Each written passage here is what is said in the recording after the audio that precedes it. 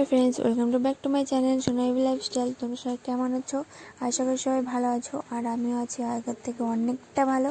তো তারপর দেখো বন্ধুরা, সকাল সকাল ঘুম থেকে উঠে ব্রাশ করে তারপর ওষুধ খেয়ে তারপর দেখো ব্লগটা স্টার্ট করছি। তো এমনি আর কি কোথাও যাই না, তো ফার্স্ট টাইম এতদূর জার্নি করব, তো ভাবলাম যে তোমাদের সঙ্গে শেয়ার করে নিই। তো তারপর দেখো সকাল সকাল স্নানও করে নিয়েছি, পুজো করে নিয়েছি। তো তারপর রেডি হয়ে ভাবছি যে না, মার সঙ্গে একটু কাজ করে দিই। তো তারপর মাকে আটা মেখে দিলাম, তো তারপর রুটিগুলো বেলেও দিলাম। তো বেলে দিয়ে তারপর আমি দিদিকে একটা কল করে নিলাম। তো কি বলো তো বন্ধুরা, দিদি যখনই কোথাও ঘুরতে যায় তখনই আমাকে ফোন করে রেডি হতে। তো আমি কখনো রেডি হই না, ও যখনই আমাদের বাড়িতে আসবে তো তারপরেই আমি ওকে দেখে তারপর আমি রেডি হই। কেননা যদি আমাকে মিথ্যা কথা বলে তার জন্য আমি রেডি হই না। তো আজকে তো মিথ্যা কথা বলবে না, তার জন্য আমি ফটাফট রেডি হয়ে নিয়েছি। তো তারপর দেখো বন্ধুরা, এখানে মা কাকি আমাকে রাস্তায় ছাড়তে যাচ্ছে। ফার্স্ট টাইম কোথাও যাচ্ছি, মা বলে যে কোথাও যাস না তুই আর তোর দিদি, তো ফার্স্ট টাইম কোথাও যাচ্ছিস তো দেখে শুনে যাস। তো তারপরে এখানে বাবাও বলছে কোন ট্রেনে যাবি, তো তারপর বাবাও বললো দেখে শুনে যাস। তো তারপর এখানে দাদু কাকি বোন মা সবাই বলল। তো তারপর বাড়ি থেকে বেরিয়ে পড়েছি। তো তারপর দেখো এখানে কাশিয়াবাড়ি এসে পড়েছি। কাশিয়াবাড়ি থেকে বাসে করে তারপর কোচবিহারে আসি। বাসের জার্নিটা তোমাদের সঙ্গে শেয়ার করতে পারিনি, কারণ খুবই ভিড় ছিল। ওরকম ভিড়ের মধ্যে ভিডিও করতে পারিনি। প্রথমে সিট পাইনি, তারপর সিট পেয়েছিলাম লাস্টের দিকে আর কি, কোচবিহার পাওয়ার আগে আগে। তো তারপর ওইখানে তোমার নেমে তারপর টোটো করে নিউ কোচবিহারে এসে পড়েছি।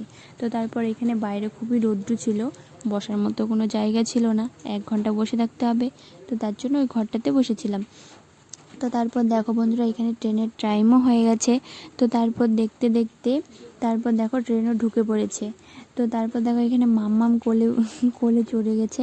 তো খুবই আর কি, সামনে এসে একটা হরেন মারে না, ও তার জন্য খুবই ভয় পায়। তো তারপর দেখো আমাদের সিটে বসে পড়েছি। তো 20 নম্বর ছিল আমাদের সিট নাম্বার।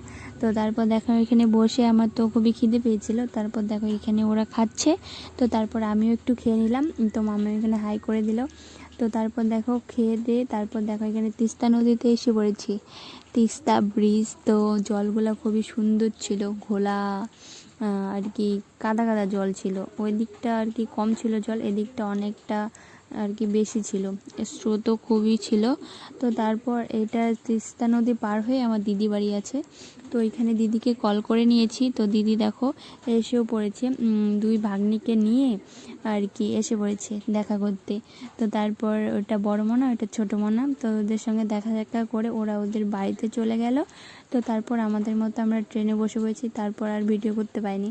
তো তারপর একবারে রাত্রে, তো রাত্রের খাবার ছিল তড়কা রুটি আর তোমার চিকেন ছিল। তো তারপর খেয়ে দিয়ে তারপর দেখো আমাদের জায়গায় আমরা উঠে পড়েছি। তো দিদি ওইখানে শুয়ে পড়েছে উপরে। তো তারপর আমিও ওইখানে উপরে শুবো, আমার সঙ্গে আমার বাহন শুবে। তো একটু পরে দেখতে পাবে বাহন ওইখানে হাই হ্যালো করবে। তো তারপর দেখো এই যে বাহন এসে পড়েছে, মানে আমার ভাগ্নি ওইটা। তো আমাকে ছাড়া কিছু বোঝে না, ও আমার সঙ্গেই থাকে। কাদের কাদের ভাগ্নি এরকম বন্ধুরা অবশ্যই কমেন্ট করবে। তো চলো বন্ধুরা, আজকের মতো এই পর্যন্তই। যদি ভালো লাগে অবশ্যই লাইক কমেন্ট শেয়ার আর সাবস্ক্রাইব করতে কিন্তু ভুলবে না।